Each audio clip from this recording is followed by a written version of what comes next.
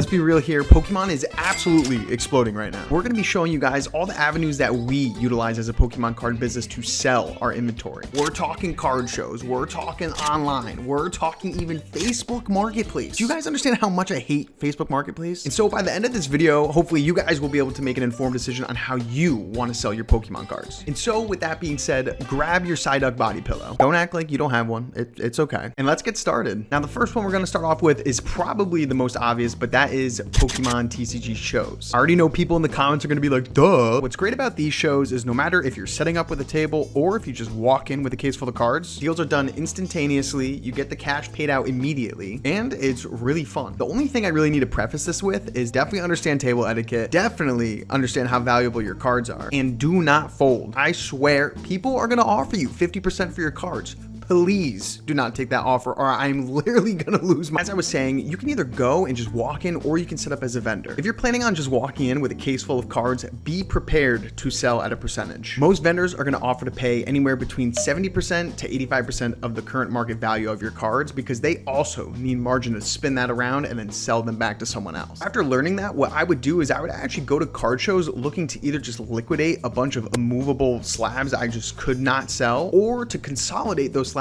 into maybe 2 to 3 more higher end or desirable slabs that I could actually turn around and sell. So if you're looking to offload a bunch of cards that you don't necessarily want to hold on to, I think just walking into a card show and trying to find someone that's willing to buy them is a great idea. And the good news is for a lot of you guys out there, the Pokemon market is crazy right now, so all vendors are always buying. Every single show I personally set up at, there is always vendors with just big fat red signs saying, hey, I will literally buy your crap. Now on the flip side, if you're setting up as a vendor, it's a little bit of a different story. The first thing you guys should do is definitely research the show. So watch YouTube recaps of the show, go there as a customer before setting up as a vendor, and also DM vendors that have set up there. Walk around, get people's Instagram pages and then DM them after, or just talk to them while you're at the show. Ask them, hey, is this a good show to set up at? Where do you rate this on a scale of 1 to 10? Questions that are gonna allow you to make a really informed decision. And now let's say you found a show, it has good reviews, vendors love setting up there, people are making good money. Make sure to price your stuff fairly and provide a good experience for everyone that's stopping at your table. Don't just stare at them blankly like a caveman. Ask how they're doing, if they're enjoying the show, if they have any Pokemon that they're looking for, just anything in general. Get to know them as a person. People buy from people, not from display cases. Speaking of which, make sure your display cases are either closed or they are always within view because there is just too much theft going on right now. And yes, it's kind of funny watching a grown man getting carried out of a show like a toddler, but I don't think we really need any more of that in the hobby. I think setting up in particular as a vendor at these shows is really, really great. You get to meet a lot of people in the community if you keep going back to shows, and you also really get that experience of selling to people. I aim to try to set up at least 2 to 3 times a month, and that usually does me pretty well. But let's just say you don't want to leave your house, which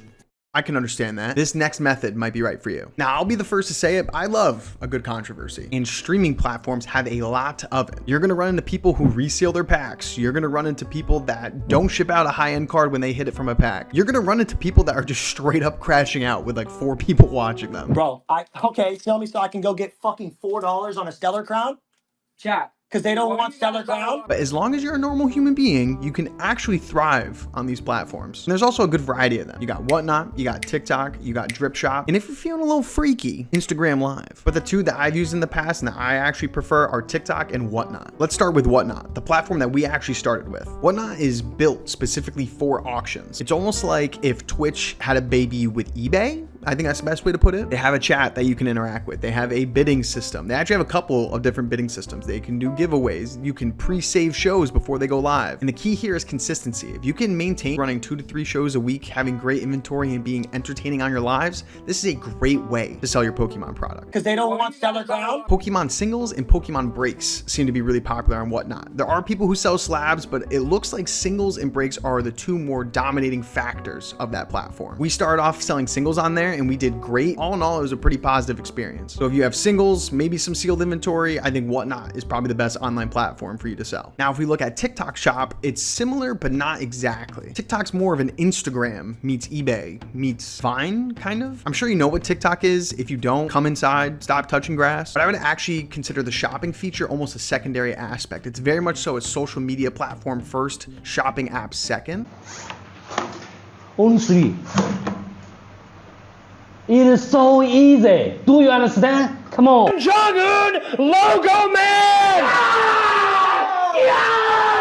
The downside is there's not really a bidding system. It's more just kind of like you buy and you get what you get. This is the app that we personally use for Sterling Cards. We stream 2 to 3 times a week, and we primarily sell sealed product and repacks. And before you yell at me for selling repacks, we do it the ethical way. I'm not going to get into it, but my piece of advice to you guys is if you are trying to start a repack business, you can kill it on TikTok Shop, but the name of the game is transparency, honesty, and really just having a good overall product. Don't be slapping crap in bubble mailers and calling it a repack. And to that point, there is definitely a lot of bad eggs on TikTok as well. You just have to learn to avoid them, especially when selling, because people will buy your stuff, get it in the mail, and then ask for a refund, but they don't want to send you the stuff back. So the key here is just to be consistent, be a good person, have a good product, and honestly, your audience should take care of you on there. Now on to the third and final avenue that you can utilize to sell your Pokemon cards. The one that I feel that I have the biggest beef with is Facebook Marketplace. I honestly hate to even mention it. I really just don't like selling on there. I sold on there for quite some time,